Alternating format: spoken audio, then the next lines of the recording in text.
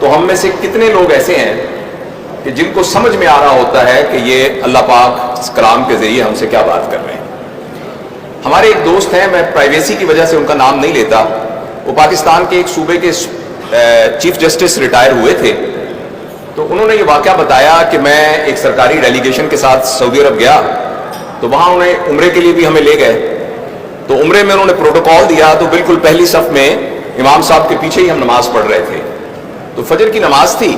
تو نماز میں امام صاحب نے کچھ تلاوت کی تو امام صاحب رونے لگ گئے، اور جو میرے دائیں بائیں لوگ تھے وہ بھی رونے لگ گئے۔ میں سوچوں کہ یہ کیوں رو رہے ہیں اور مجھے رونا ہی نہ آئے، اور جب سلام پھیرا تو سب کے گال بھیگے ہوئے تھے، امام صاحب کی بھی گھگی بندھی ہوئی تھی، مجھے بڑی شرم آئی کہ مجھے تو رونا ہی نہیں آیا، پتہ نہیں کوئی ایسی کیا خاص بات تھی۔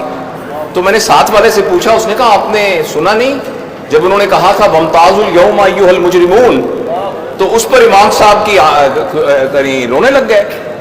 تو اس نے کہا اس کا کیا مطلب ہے؟ انہوں نے کہا اس کا مطلب یہ ہے کہ قرآن کی آیت ہے جس میں اللہ پاک کہیں گے کہ آخرت میں سب لوگ اکٹھے ہی ہوں گے بیٹھے ہوئے، تو اچانک اللہ پاک یہ کہیں گے کہ اے مجرموں آج تم الگ الگ ہو جاؤ، تو ایک دم ایک دیوار گرے گی اور کچھ لوگ ادھر ہو جائیں گے کچھ لوگ ادھر ہو جائیں گے، تو اس بات کا خوف ہوا کہ ہم کہیں دیوار کے پرلی طرف تو نہیں ہوں گے۔ تو وہ جو چیف جسٹس تھے نا، وہ کہتے میں اس وقت تو نہیں رویا،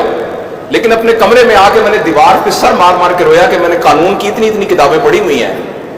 لیکن مجھے اس بات کی سمجھ نہیں آئی کہ اللہ پاک نے قرآن میں کیا کہا۔ میں آپ سے یہ نہیں کہتا کہ آپ میں سے کتنے لوگ ایسے ہیں جنہوں نے جب اس بچے نے تلاوت کی تو ان کو سمجھ میں آ رہا تھا، ہم میں سے کتنے لوگ ایسے ہیں کہ جب انہوں نے کہا والتین والزیتون، قسم ہے انجیر کی، قسم ہے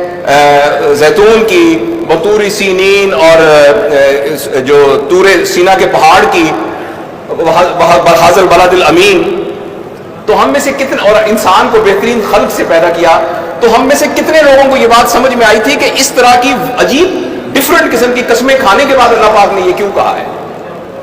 البتہ یہ بات میں آپ سے تو نہیں کہتا کہ آپ ہاتھ کھڑا کر کے بتائیں کہ کتنے لوگوں کو یہ بات سمجھ میں آ رہی تھی۔ البتہ پچھلی حکومت میں ایک دفعہ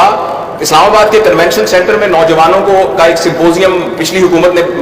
بلایا تھا، تو مجھے بھی انہوں نے ایک اسپیکر کے طور پہ بلایا تھا، اور موضوع کی نوعیت ایسے تھی کہ تمام نوجوان تھے 4500۔ میں نے ان سے پوچھا کہ آپ میں سے کتنے لوگ ایسے ہیں جنہوں نے کم از کم ایک دفعہ قرآن کو مفہوم کے ساتھ پڑھا ہوا ہے؟ آپ یقین کریں کہ وہ 4500 جو کہ پوسٹ گریجویٹ تھے، پی ایچ ڈی بھی تھے، ان میں سے ایک بھی ہاتھ کھڑا نہیں ہوا۔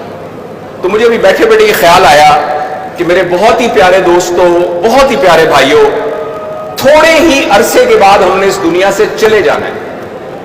اور اللہ کے سامنے پیش ہو کے ہم نے جو کچھ اس دنیا میں کیا ہے اس کا حساب دینا ہے۔ اس حساب میں ساتھ حضرت ابو بکر صدیق بھی حساب دے رہے ہوں گے، حضرت عمر، حضرت علی بن ابی طالب، حضرت عثمان، صحابہ کی سب حساب دے رہے ہوں گے، جنہوں نے اپنی پوری، اور میں اور آپ بھی وہاں کھڑے ہو کے اللہ کے سامنے حساب دے رہے ہوں گے۔ آج کی اس تقریب میں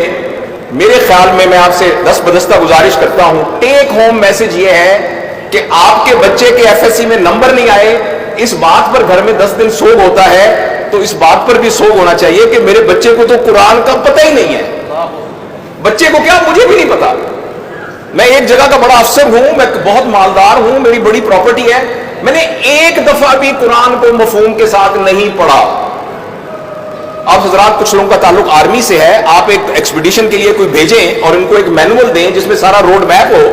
اور وہ آپ کا جو بندہ ہے وہ وہاں جائے اور جا کے وہ روڈ میپ ہی نہ کھولے۔ تو اس طریقے سے اللہ تعالیٰ نے اس دنیا میں ہمیں بھیجا تاکہ ہم یہاں آ کر لارجر دین لائف کوئی کام کر کے جا سکے۔ نبی کو مثال کے طور پر بھیجا اور ایک مینول بھیجا۔ میں آپ سے صرف گزارش کرنا چاہتا ہوں کہ میں کوئی عالم نہیں ہوں، کوئی لمبی چوڑی آپ سے کوئی مذہبی گفتگو نہیں کر سکتا، صرف یہ گزارش کرتا ہوں کہ آج سے ایک عہد کر لیجئے کہ آج سے، کل سے نہیں، آج سے گھر کے تمام افراد کو اکٹھے کر کے کم از کم آدھے گھنٹے کے لیے سارے لوگ اہتمام سے قرآن کا کم از کم ایک رکوع ترجمے کے ساتھ پڑھیں گے۔ میں آپ کو پوری ذمہ داری سے کہتا ہوں آپ یہ گھر میں کرنا شروع کر دیجئے۔ قرآن خود معلم ہے، قرآن خود ہمیں سکھانے لگ جائے گا۔ جہاں آپ کو کوئی مشکل کمپلیکیشن ہو تو علماء حضرات سے رابطہ کیجئے، لیکن قرآن ہمیں خود پڑھنے کے لیے اللہ تعالیٰ نے نبی کریم صلی اللہ علیہ وسلم کے ذریعے سے اللہ ہم سے مخاطب ہوا ہے، تو اس کے لیے میں آپ سے یہ گزارش کرنا چاہتا ہوں۔ اس پر البتہ میں اپنے دل کی تسلی کے لیے اور اپنے آپ کو بھی میں کمٹمنٹ کرنے کے لیے یہ ضرور کہوں گا کہ آپ میں سے کتنے لوگ، خاص طور پہ ہماری بیٹیاں اور بہنیں، کتنے لوگ اپنے دل میں اس بات کا تہیہ کرتے ہیں کہ آج سے انشاءاللہ ہمارے گھر میں کم از کم ایک رکوع قرآن کا پڑھا جائے گا، ہماری اولاد، ہمارے بیوی بچے، ہمارے گھر کے ملازم، ہمارے کھانا کھانے والے قیامت کے دن ہمارا گریبان پکڑیں گے، ہمارے وہ بچے جن کو ہم نے پڑھا لکھا کھلا کے پتہ نہیں کہاں پہنچا دیا، وہ ہمارا گریبان پکڑیں گے کہ آپ اتنے پڑھے لکھے، اتنے مالدار، اتنا سب کچھ تھے، آپ نے ہمیں ایک دفعہ بھی قرآن میں پڑھ کے مفہوم بتایا؟